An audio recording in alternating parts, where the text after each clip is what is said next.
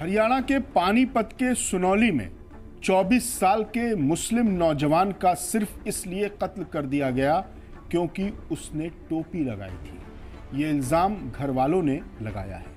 मुस्लिम नौजवान को टोपी लगाया हुआ देखकर हमलावर ने टोपी उसके सर से जबरदस्ती उतारकर अपने सर पर पहन ली।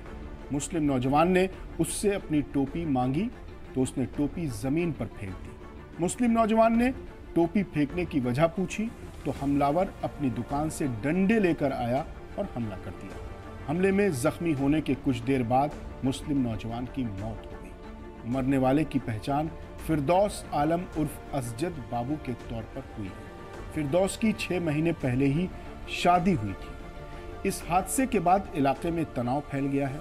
इस मामले में पुलिस ने एफआईआर दर्ज कर हमलावर नरेंद्र उर्फ शिशुलाल को गिरफ्तार कर लिया है और उसके पास से वारदात में इस्तेमाल किए गए डंडे को भी बरामद किया है। नरेंद्र उर्फ शिशुलाल इलाके में ही दुकान चलाता है।